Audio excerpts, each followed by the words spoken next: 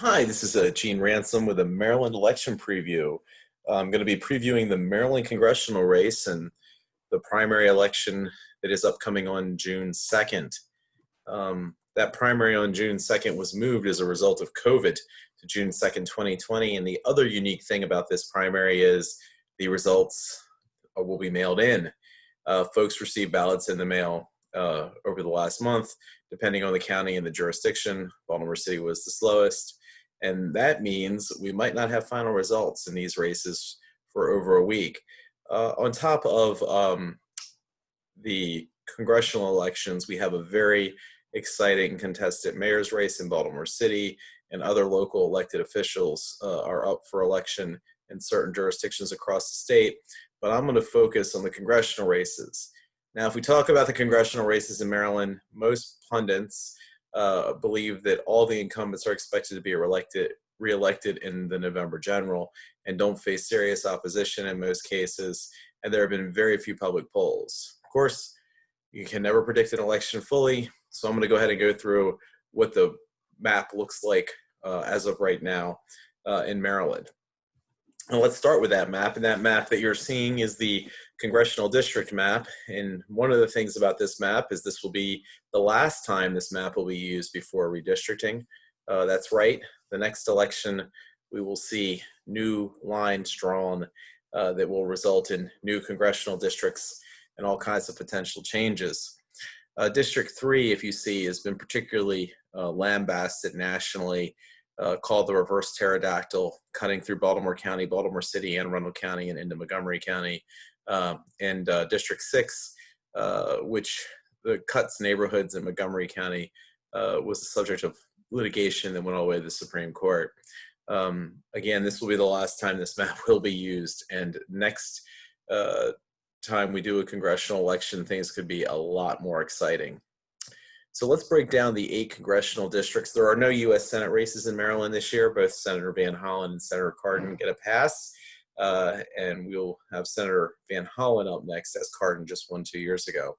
So in District 1, Congressman Andy Harris is a long incumbent and faces a relatively easy primary opponent and expects to win the primary rather easily in this heavily Republican, most conservative district in the state of Maryland. And Andy Harris is the only Republican in Congress from the state of Maryland.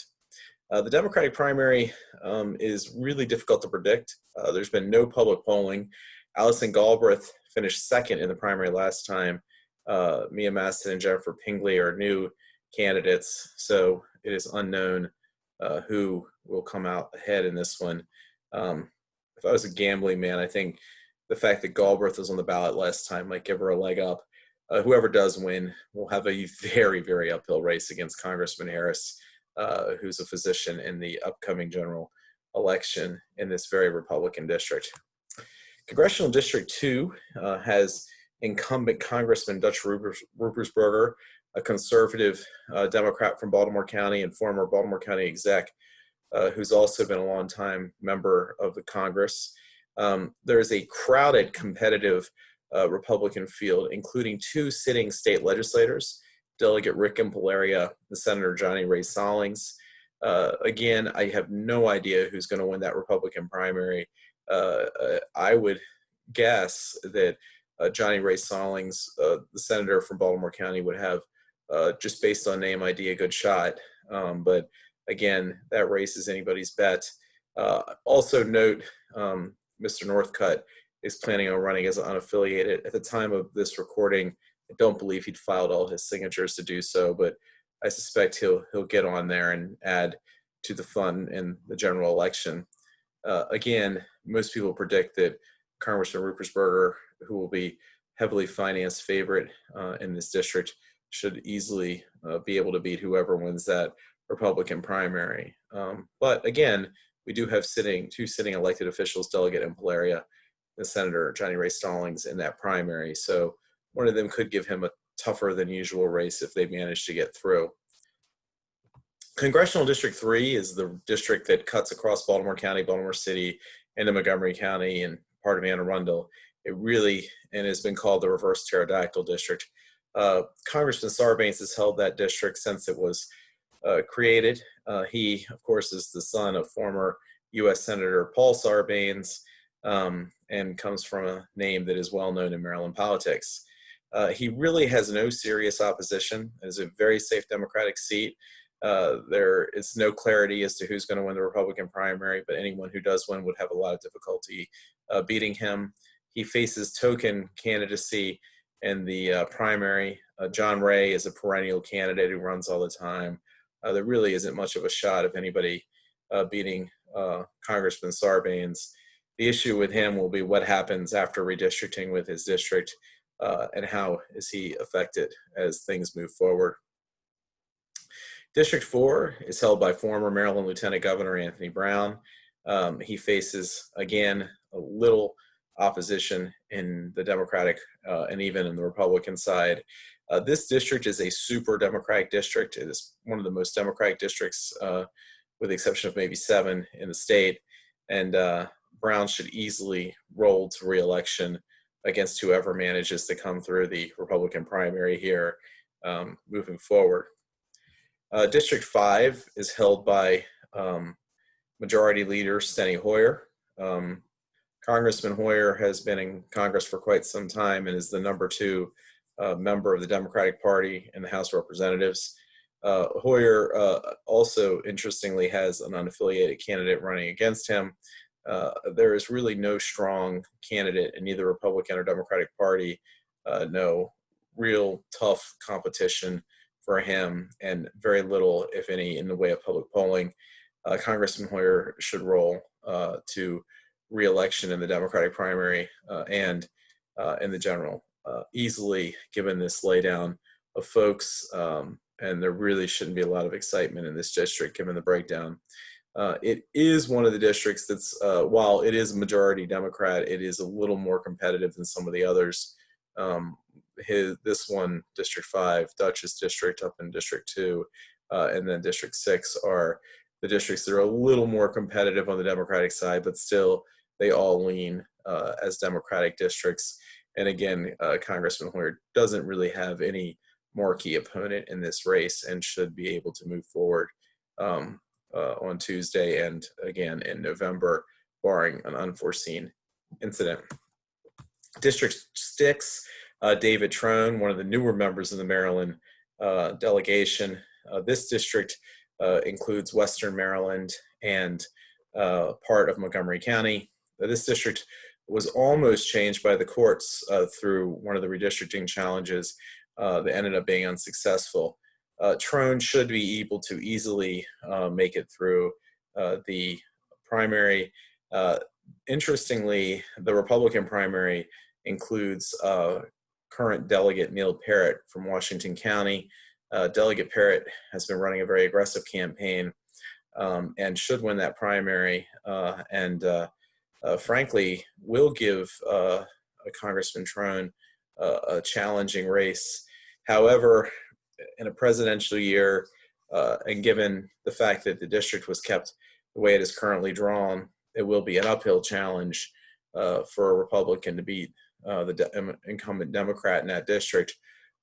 If Parrott does come out with a strong win in the primary, and if something weird happens as we get closer to November, this would be one that might be worth watching. But again, I would expect, as do most political pundits, that David Trone will easily move forward into to re-election in this race. It's also been rumored in places that Trone is considering a gubernatorial run in 2 years. Now, I don't know whether that's true or not, but that rumor has been bantied about Annapolis, and it could just be wishful thinking from people who don't like some of the other options. District 7, probably one of the more interesting districts. This district was long held by Congressman Elijah Cummings, who passed away. Kwesi Mfume is the current congressman who holds it, and he also is the former congressman who held it. He held the seat prior to Elijah taking over. In between, he ran the NAACP and the National Medical Association, and he returned to win a special election earlier this year in April. Now, among the folks who are running against him in this primary for him to retain his newly held seat in the special election include the former spouse of Congressman Cummings and former chair of the Maryland Democratic Party, Maya Rocking Moore Cummings, State Senator Jill Carter, Delegate Jay Jalisi, and other interesting political names. State Senator Carter and Delegate Jalisi and Maya Rockingham Cummings all have that cachet. There were other candidates who were elected officials who had run in that special election who withdrew from the race once Kwesi won the special election overwhelmingly. I'd say this is another one where you never know what could happen, and Cummings has been doing mail and working hard. It's still very difficult, I think, for someone to take out Nfume, given the fact that he has won recently at the special election and won so overwhelmingly, showing his strength. This is a super Democratic district. There is almost no way, in fact, I'd say there's really no way that a Republican could win this race in the general election. So I think it's highly likely Kwesi will return to Washington to continue the seat that he just took over as, again, the newest member of the Maryland Congressional Delegation. District 8 is held by current Congressman Jamie Raskin, progressive congressman from Montgomery County. He really faces token opposition. The Republicans in this district would have a nearly impossible battle in any year, but given the fact it's a presidential year with a very unpopular Republican in Maryland, which is a liberal state, unlikely any of them would have any traction, and he faces really token opposition. Lee Young is another perennial candidate who runs for all kinds of offices all the time, so Raskin should be able to easily win the Democratic primary and easily continue in his seat. Raskin also has the benefit of holding a congressional seat that is going to be very difficult when looking at that redistricting map to harm him, just based on the population of Montgomery County and the nature of his district and the way it is. He's really in a position that's enviable with many politicians. It would be very hard to draw the district in a way that would disadvantage him, unless maybe they split Montgomery County up into multiple little pieces, which is highly unlikely. So he probably is here as a Maryland fixture to stay for a while, given his age, health, energy, and progressive leanings from a progressive district. Again, this is another strong Democratic district, and he should be easily reelected both in the primary and in the general. So that's a rundown of my attempted to be nonpartisan, unbiased review of what's going on with the elections. Not the most exciting race this year around, but I do think it'll be interesting to see after November's over with the folks who've won, how much money they have left, how much trouble they had winning their seats, and how do they leverage the results of this election year as we enter into redistricting and what's going to happen there.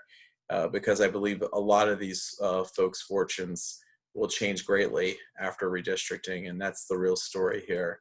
And this is an opportunity for them to really build strength and war chest and support for the future of their political careers for those who wish to continue.